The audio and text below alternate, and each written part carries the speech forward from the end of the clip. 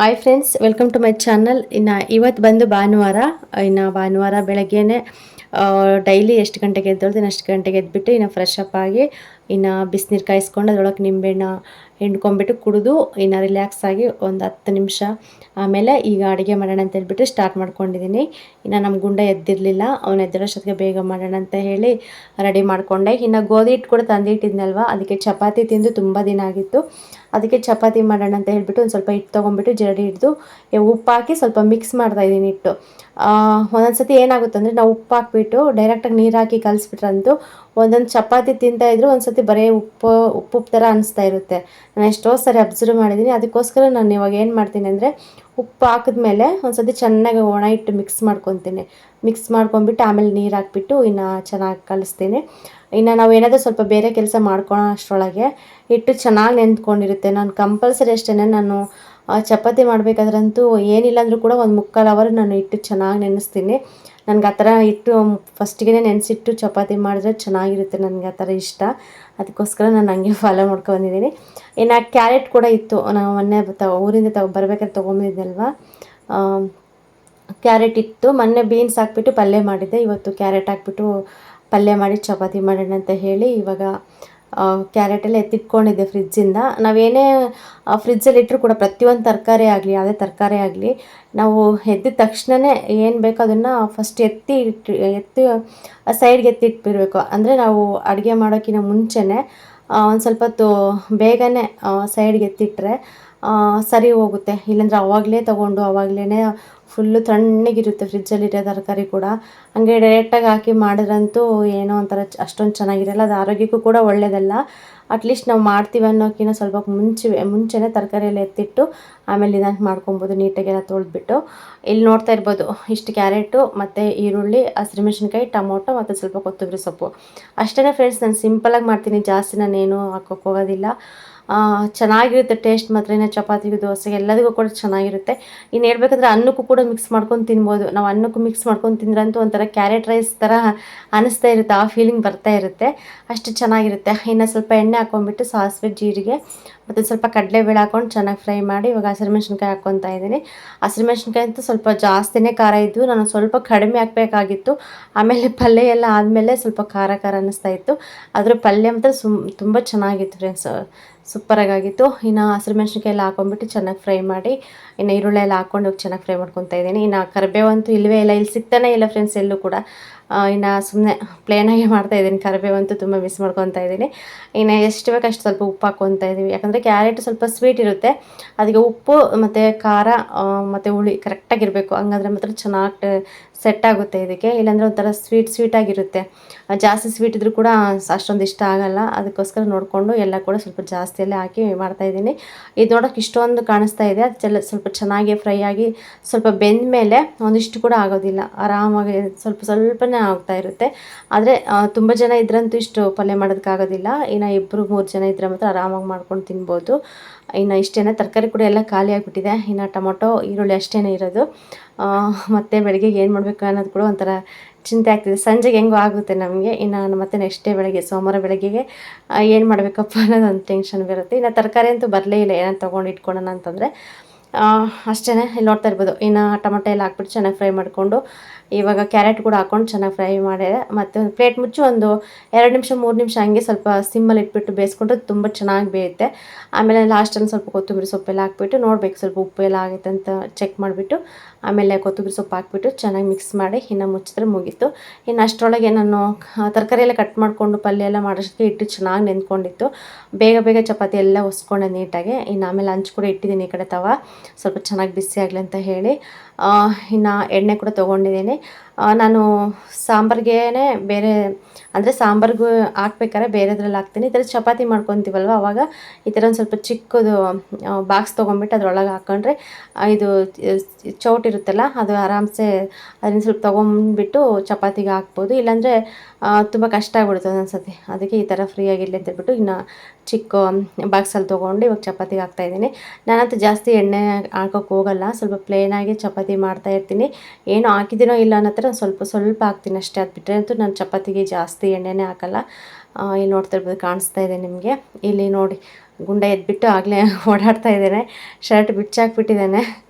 ಹಿಂಗೆ ಬೆಳಗ್ಗೆಯಿಂದ ಸಂಜೆವರೆಗೂ ನಿಜವಾಗ್ಲೂ ಸಾಕಾಗುತ್ತೆ ನನ್ನ ಮಗನ ಹತ್ರ ಅಂತೂ. ಅಪ್ಪ ಸುಧಾರಿಸೋದಕ್ಕೆ ಆಗಲ್ಲ, ಒಂದೊಂದು ಸತಿ ಯಾರಾದರೂ ಇದ್ದರೆ ಸಾಕಪ್ಪ ಅನ್ನಂಗೆ ಆಗಿಬಿಡುತ್ತೆ. ಇನ್ನು ಈಗಂತೂ ಎಲ್ಲರೂ ಕೂಡ ಕೆಲಸದಲ್ಲಿ ಬ್ಯುಸಿಯಾಗಿಬಿಟ್ಟಿದ್ದಾರೆ ಫ್ರೆಂಡ್ಸ್. ಇಲ್ಲಿ ಬಂದುಬಿಟ್ಟು ನಮ್ಮ ಅತ್ತೆ ಬಂದಿದ್ದರು, ಇಲ್ಲೇ ಇದ್ದಾರೆ ನಮ್ಮ ಅತ್ತೆ, ಅಂದರೆ ಮನೆ ಹಿಂದೆ ಇದೆ ಅವ್ರ ಮನೆ. ನಮ್ಮ ಅತ್ತೆ ನಮ್ಮ ಚಿಕ್ಕಮ್ಮ ಅವರೆಲ್ಲ ಬಂದಿದ್ದರು.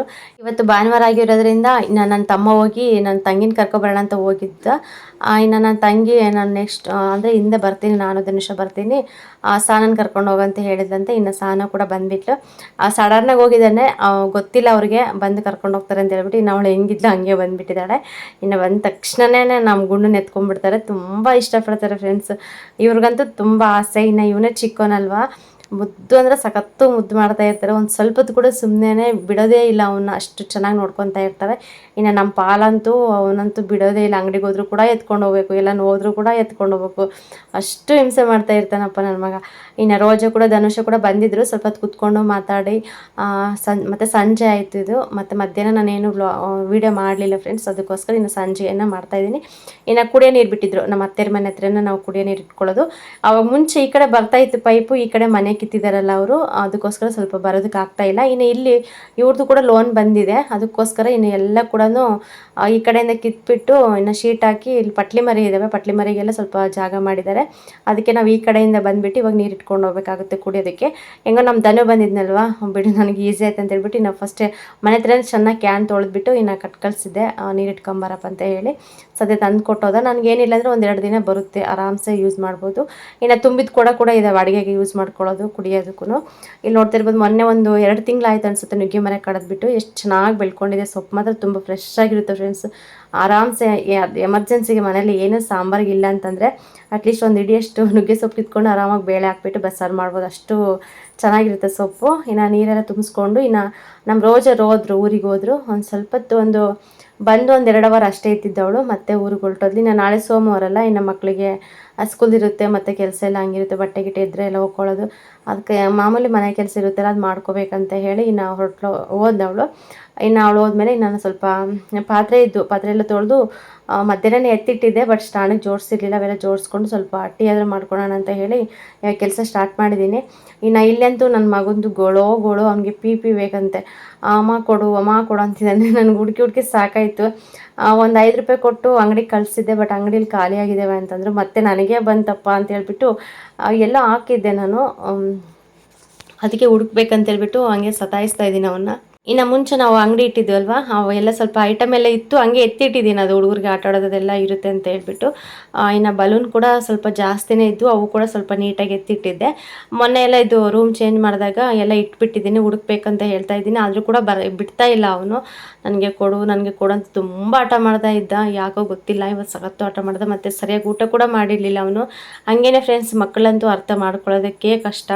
ಒಂದಿನ ಇರೋ ಮೈಂಡ್ ಸೆಟ್ ನೆಕ್ಸ್ಟ್ ಡೇ ಇರೋದಿಲ್ಲ ಅವ್ರಿಗೆ, ಆ ಥರ ಇದು ಮಾಡ್ತಾ ಇರ್ತಾರೆ, ತುಂಬ ಸತಾಯಿಸ್ತಾ ಇರ್ತಾರೆ. ನನ್ನ ಮಗ ಕೂಡ ಹಂಗೇನೆ ಇವತ್ತು ಅಷ್ಟು ಸತಾಯಿಸ್ಬಿಟ್ಟೆ ನನ್ನನ್ನು. ಇನ್ನು ಚಿಕ್ಕಮ್ಮ ಮತ್ತು ನನ್ನ ತಂಗಿಯವರೆಲ್ಲ ಕೂಡ ಸುಮ್ಮನಿಸಿದ್ರು ಕೂಡ ಸುಮ್ಮನೆ ಇರ್ತಾಯಿಲ್ಲ. ಒಂದು ಸ್ವಲ್ಪ ಆಟ ಆಡ್ತಾ ಇರ್ತಾನೆ, ಮತ್ತು ಆಮೇಲೆ ಒಂದು ಸ್ವಲ್ಪ ಕಿರಿಕಿರಿ ಮಾಡ್ತಾ ಇರ್ತಾನೆ. ಆ ಥರ ಎಲ್ಲ ಸುಧಾರಿಸ್ಕೊಂಡು ಇನ್ನು ಹಂಗೆ ಸ್ವಲ್ಪ ಸಮಾಧಾನ ಮಾಡಿದೆ. ಇನ್ನು ಉಪ್ಪು ಇನ್ನು ಸ್ವಲ್ಪ ಇತ್ತು, ಸ್ವಲ್ಪ ಇದ್ದಂಗೆ ತರಿಸ್ಬೇಕಲ್ಲ, ಫುಲ್ಲು ಖಾಲಿ ಆಗೋವರೆಗೂ ಬಿಡಬಾರ್ದು ಅಂತ ಹೇಳ್ಬಿಟ್ಟು ನಾವು ಕೂಡ ಸಂಜೆ 6 ಗಂಟೆ 5:45 ಆದರೂ ಕೊಡೋದಿಲ್ಲ ಅಂತ ಹೇಳಿ ಬೇಗನೆ ತರಿಸಿಟ್ಟಿದ್ದೆ. ಅದನ್ನು ಇವಾಗ ಡಬ್ಬಿಗೆ ಹಾಕ್ತಾಯಿದ್ದೀನಿ. ಸ್ವಲ್ಪ ಮುಂಚೆದು ಉಪ್ಪಿತ್ತಲ್ಲ, ಅದು ಪ್ಲೇಟಲ್ಲಿ ತೆಗೆದುಬಿಟ್ಟು ಇನ್ನು ಇದು ಹಾಕ್ತಾಯಿದ್ದೀನಿ. ತುಂಬಿಸಿ ಮುಚ್ಚಿಟ್ಬಿಟ್ರೆ ಇದು ಯೂಸ್, ಅಂದರೆ ಇದು ಸ್ವಲ್ಪ ಮುಂಚೆದಿತ್ತಲ್ಲ, ಅದು ಖಾಲಿ ಆದಮೇಲೆ ಇದು ಯೂಸ್ ಮಾಡ್ಕೋಬೋದು ಅಂತ ಹೇಳ್ಬಿಟ್ಟು ಇನ್ನು ಅದರೆಲ್ಲ ತೆಗೆದಿಡ್ತಾ ಇದ್ದೀನಿ. ಇನ್ನು ಅಲ್ಲಿಗೂ ಕೂಡ ಸ್ವಲ್ಪ ಡಬ್ಬಿ ತುಂಬಿಟ್ಟು ಇನ್ನು ಎಕ್ಸ್ಟ್ರಾ ಮಿಕ್ತು ಅದನ್ನು ಒಂದು ಟೈಟಾಗಿ ಕಟ್ಬಿಟ್ಟು ನಾನು ಹಂಗೆ ಎತ್ತಿಟ್ಬಿಡ್ತೀನಿ ಒಂದು ಬಕೆಟ್ಗೆ ಹಾಕಿ. ನೆಕ್ಸ್ಟ್ ಅದೊಂದು ಸ್ವಲ್ಪ ಇನ್ನು ಮುಗಿತಾ ಬರುತ್ತೆ ಅನ್ನೋಷ್ಟರೊಳಗೆ ಮತ್ತು ಅದನ್ನ ಹಾಕೊಂಡು ಯೂಸ್ ಮಾಡ್ತಾ ಇರ್ತೀನಿ. ಹಾಗೆ ಮಾಡ್ಕೊಂಡು ಹೋಗ್ತಾ ಇರ್ತೀನಿ. ಇನ್ನು ಕೊನೆಗೂ ಬಿಡಲಿಲ್ಲ ಫ್ರೆಂಡ್ಸ್, ನಾನು ಬಕೆಟೆಲ್ಲ ಹಾಕಿ ಇಟ್ಬಿಟ್ಟಿದ್ದೀನಿ. ಆ ಸುಟ್ಕೇಸ್ ಅವೆಲ್ಲ ಸ್ವಲ್ಪ ಜಾಗ ಇಕ್ಕಟ್ಟಿದೆ, ಇಲ್ಲಿ ತುಂಬ ಇಕ್ಕಟ್ಟಿದೆ, ಏನು ಇಟ್ಕೊಳ್ಳೋದಕ್ಕೂ ಕೂಡ ಸರಿಯಾಗಿ ಆಗ್ತಾಯಿಲ್ಲ. ಆದರೂ ಕೂಡ ಇರೋದ್ರಲ್ಲಿ ಹಂಗೆ ಸ್ವಲ್ಪ ಜೋಡಿಸ್ಕೊಂಡು ಹೋಗಿದ್ದೀನಿ. ಈ ಕಡೆ ಸೆಲ್ಫಿನ ಮೇಲೆ ಇಡೋಣ ಅಂದರೆ ದೊಡ್ಡ ಐಟಮ್ ಬಕೆಟೆಲ್ಲ ಏನು ಇಡೋದಕ್ಕೆ ಬರೋದಿಲ್ಲ, ಹೈಟ್ ಕಮ್ಮಿ ಇದೆ ಇದು. ಇನ್ನು ನೋಡಿ ಅಲ್ಲಿ ಚಿಕ್ಕ ಬಾಕ್ಸ್ ಕಾಣಿಸ್ತಾ ಇದೆ ಅಲ್ವಾ, ಆ ಚಿಕ್ಕ ಬಾಕ್ಸ್ ಆದರೆ ಅಂಥವಾದ್ರೆ ಇಡಿಸುತ್ತೆ ಅಷ್ಟೇ, ಸ್ವಲ್ಪ ದೊಡ್ಡ ಐಟಮ್ ಆದರೆ ಇಡಿಸಲ್ಲ. ನೋಡೋಣ, ಚಿಕ್ಕಮ್ಮರು ಮನೆ ಇಲ್ಲಿಗೆ ಶಿಫ್ಟ್ ಮಾಡ್ತೀವಿ ಅಂದರೆ ಮಾತ್ರ ಇನ್ನು ಇದರಲ್ಲೇ ಪರ್ಮನೆಂಟಾಗಿರ್ಬೇಕು ಸ್ವಲ್ಪ ದಿನ. ಇನ್ನು ಅದು ಪೆಂಡಿಂಗಲ್ಲಿ ಇಟ್ಟಿದ್ದಾರೆ ಫ್ರೆಂಡ್ಸ್, ಮನೆ ಕೀಳೋದೇ ಬೇಡ ಅಂತ ಹೇಳ್ಬಿಟ್ಟು. ಏನು ಗೊತ್ತಾ, ಎಷ್ಟು ಕಷ್ಟಪಟ್ಟು ಕಟ್ಸಿದ್ದಾರೆ ಆ ಮನೇನ, ನಿಜವಾಗ್ಲೂ ತುಂಬ ಕಷ್ಟಪಟ್ಟಿದ್ದಾರೆ ಫ್ರೆಂಡ್ಸ್. ಅದು ನಾವು ಸ್ವಲ್ಪ ಚಿಕ್ಕವರಿದ್ದಾಗೆಲ್ಲ ಕಟ್ಸಿರೋ ಮನೆ ಅದು. ಚಿಕ್ಕವರಿದ್ರೆ ತುಂಬ ಚಿಕ್ಕವರಲ್ಲ, ನಾವು ಆಗಲೇ ಆ ಮನೆ ಕಟ್ಸ್ಬೇಕಾದ್ರೆ ಒಂದು 6ನೇ ಕ್ಲಾಸ್ 7ನೇ ಕ್ಲಾಸ್ ಓದ್ತಿದ್ವಿ ಅನ್ಸುತ್ತೆ ಅಷ್ಟೇ. ಅದು ತುಂಬ ಹಳೆಯ ಮನೆ ಕೂಡ ಅಲ್ಲ, ಚೆನ್ನಾಗಿದೆ ಮನೆ. ಎಲ್ಲರೂ ಕೂಡ ತುಂಬ ಜನ ಹೇಳ್ತಾ ಇದ್ದಾರೆ, ಮನೆ ಇರೋ ಮನೇನ ಯಾಕೆ ಕಿತ್ತಾಕ್ತೀರಾ, ಕಿತ್ತಾಕ್ಬೇಡಿ, ಚೆನ್ನಾಗಿದೆ, ಮುಂದಕ್ಕೂ ಕೂಡ ಬರುತ್ತೆ, ಅದೇನೇನು ಇದಾಗೋದಿಲ್ಲ. ಸುಮ್ಮನೆ ಸಪ್ರೇಟ್ ಇನ್ನು ಮನೆ ಮುಂದೆ ಜಾಸ್ತಿ ಜಾಗ ಇದೆ ಅಲ್ವಾ, ಅಲ್ಲೇ ಕಟ್ಕೊಳ್ಳಿ, ಅಡ್ಜಸ್ಟ್ ಮಾಡ್ಕೊಂಡು ಅಂತ ಹೇಳ್ತಾ ಇದ್ದಾರೆ. ಅದಕ್ಕೆ ನೋಡೋಣ ಅಂತ ಹೇಳ್ಬಿಟ್ಟು ಸ್ವಲ್ಪ ಪೆಂಡಿಂಗಲ್ಲಿ ಇಟ್ಟಿದ್ದಾರೆ. ಇನ್ನು ಚಿಕ್ಕಮ್ಮರ ಮನೆ ಕೀಳಿಲ್ಲ ಅಂತಂದರೆ ಮತ್ತೆ ಅಡುಗೆ ಮನೆಗೆ ಶಿಫ್ಟ್ ಮಾಡ್ಕೋಬೇಕಾಗುತ್ತೆ. ಇದೆಲ್ಲ ಹಿಂಗೆ ಡಬಲ್ ಕೆಲಸ ಆಗ್ತಾ ಇರುತ್ತೆ, ಪರವಾಗಿಲ್ಲ, ಮತ್ತೆ ಮಾಡ್ಕೊಳ್ಳೇಬೇಕಾಗುತ್ತೆ. ಈಗ ಹೆಂಗಾಗುತ್ತೆ ಅನ್ನೋದು ಗೊತ್ತಿಲ್ಲ, ಅದಕ್ಕೆ ಒಂದು ವಾರ ಬಿಟ್ಟು ಗೊತ್ತಾಗುತ್ತೆ ಫೈನಲಿ ಏನಂತ ಹೇಳಿಬಿಟ್ಟು. ಇಲ್ಲ ಮನೆ ಕೀಳಲ್ಲಿ ಹಂಗೆ ಇರುತ್ತೆ ಅಂತಂದರೆ ಇನ್ನು ಮತ್ತೆ ಫಸ್ಟಿಗೆ ಎಲ್ಲಿ ಅಡುಗೆ ಮನೆ ಶಿಫ್ಟ್ ಮಾಡಿದ್ವಿ, ಮತ್ತೆ ಅಲ್ಲಿಗೆ ಶಿಫ್ಟ್ ಮಾಡಿ ಮತ್ತೆ ಸ್ವಲ್ಪ ಎಲ್ಲ ಕ್ಲೀನಿಂಗ್ ಕೆಲಸ ಎಲ್ಲ ಜಾಸ್ತಿ ಇರುತ್ತೆ. ಇನ್ನು ಸಂಜೆ ಆದರೆ ಸಾಕು ಸ್ವಲ್ಪ ಟೀ ಕುಡಿಬೇಕನ್ಸುತ್ತಲ್ಲ, ನಾನು ಸ್ವಲ್ಪನೇ ಮಾಡ್ಕೊಳ್ತೀನಿ, ಜಾಸ್ತಿ ಮಾಡ್ಕೊಳ್ಳೋದಕ್ಕೆ ಹೋಗೋದಿಲ್ಲ. ಮುಂಚೆಂತೂ ನಾನು ಬೆಲ್ಲದ ಟೀನೇ ಜಾಸ್ತಿ ಕುಡಿತಾ ಇದ್ದೆ ನಾನು. ಈಗಲೂ ಅಷ್ಟೇ, ನಂಗೆ ಸಕ್ಕರೆ ಟೀ ಎಷ್ಟು ಕುಡಿದ್ರೂ ಕೂಡ ಸಮಾಧಾನನೇ ಅನಿಸಲ್ಲ. ಅದಕ್ಕೆ ಬೆಲ್ಲ ತರಿಸ್ಬೇಕು, ಸದ್ಯಕ್ಕೆ ತರಿಸೋವರೆಗೂ ಈ ಸಕ್ಕರೆ ಖಾಲಿ ಮಾಡೋಣ ಅಂತ ಹೇಳಿ ಇನ್ನು ಇದರಲ್ಲೇ ಮಾಡ್ಕೊತಾ ಇದ್ದೀನಿ. ಇನ್ನು ಶುಕ್ರವಾರ ಇಲ್ಲ ಮಂಗಳವಾರನಾದರೂ ಹೋಳಿಗೆಮ್ಮ ಮಾಡ್ತಾರೆ ಹಳ್ಳಿ ಸೈಡು. ಆಷಾಢ ಮುಗಿಯೋಷ್ಟರೊಳಗೆ ಹೋಳಿಗೆಮ್ಮ ಅಂತ ಹಬ್ಬ ಮಾಡ್ತಾರೆ.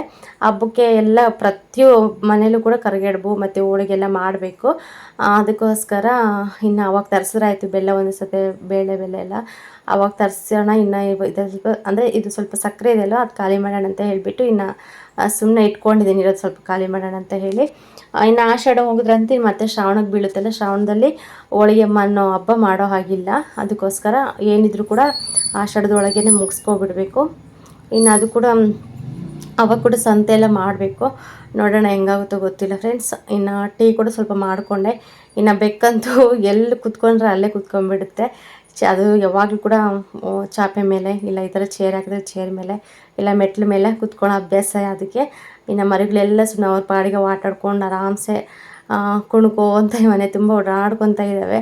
ಇಲ್ಲೆಷ್ಟಾಗಿ ನಮ್ಮ ಗುಂಡ ಸ್ವಲ್ಪ ತರಲೆ ಓಡಾಡೋ ಜಾಸ್ತಿ ಮಾಡ್ತಾಯಿದ್ದ, ಅವ್ನು ನೋಡ್ಕೊಂಡ್ಬಿಟ್ಟು ಸ್ವಲ್ಪ ರಿಲ್ಯಾಕ್ಸಾಗಿ ಕುತ್ಕೊಂಡು ಆರಾಮ್ಸೆ ಟೀ ಕುಡಿತಿದ್ದೀನಿ ಫ್ರೆಂಡ್ಸ್.